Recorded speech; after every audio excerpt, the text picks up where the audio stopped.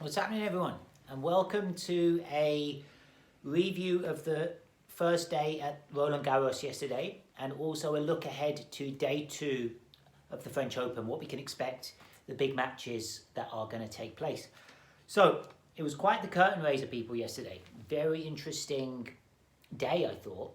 A mixture of highs and lows for the French crowd. So let's start there, because there were some interesting aspects to the tournament in the sense that the French number one male was playing and female. So we had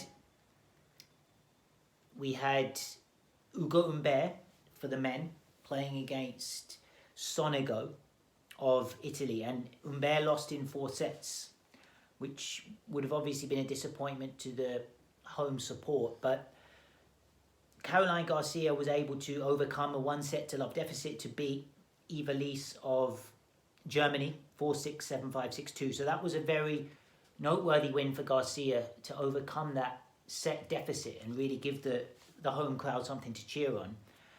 And similarly, there was another interesting upset on the men's side with Moutet beating Jarry. So Moutet, French player, beating Nicolas Jarry, who had just come off the back of a final in the Rome Masters 1000. He was seeded pretty high in this tournament, around 14 to 17.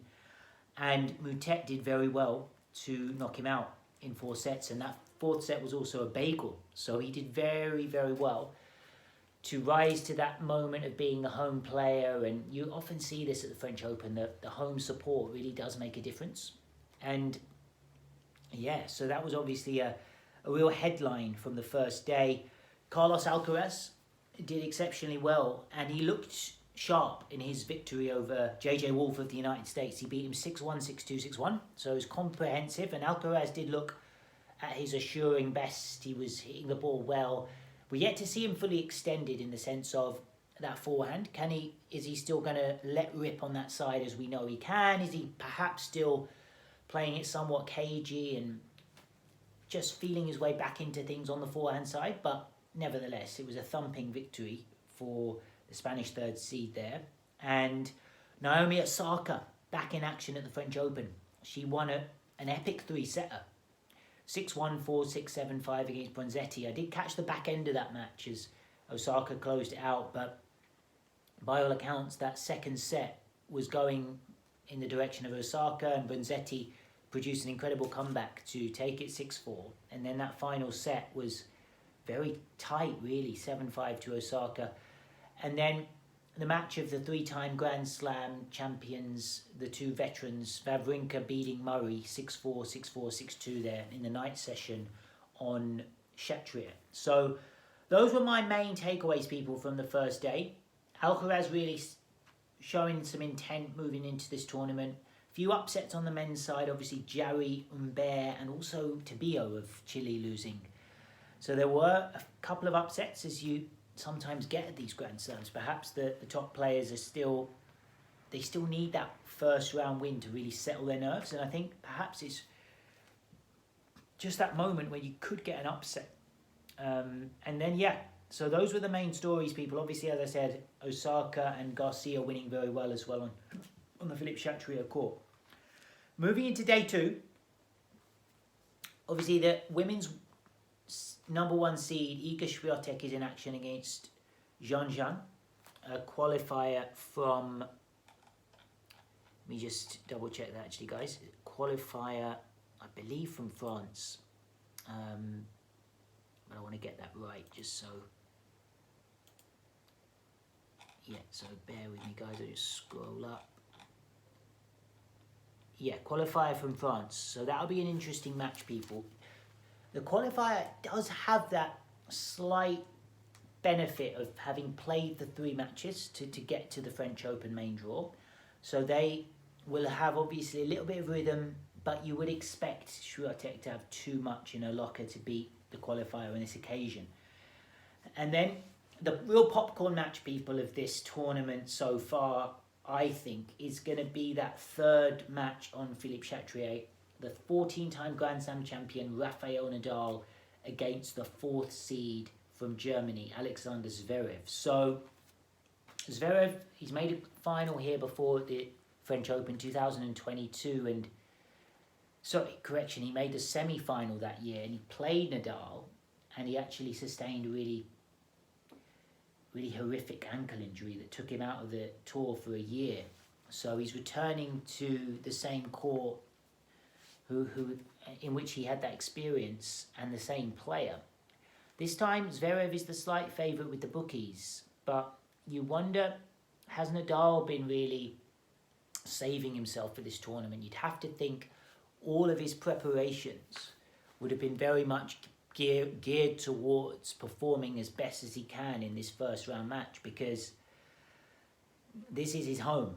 Roland Garros is his kingdom, so to speak. He's won here a jaw-dropping 14 times, and it's funny, the more you say it, the more incredible it is. It's like 14. It's just it's just unbelievable. It's just really unbelievable. But can Zverev do something? I really don't know which way this is going to go. I think Zverev's going to win in 4 sets, though. That is my prediction. I just feel he's a little bit more up to speed in terms of his 2024 performances. He's been consistent right from the beginning of the season. Made a semi-final in Australia. He obviously collected that Masters 1000 title in Rome. He had other strong performances there on the clay, and also Miami, Indian Wells. He was just very consistent throughout this year so far. So I think Zverev might just have a little bit too much seasoning for Nadal on this occasion, given the fact he's just played a little bit more this year, and perhaps his body is just in a little bit of a more favourable condition. But Nadal, when he rocks up at Roland Garros, I know he said there's no magic in the air here, but there is a sort of spiritual magic, in the sense that it obviously inspires him to be the best he can be.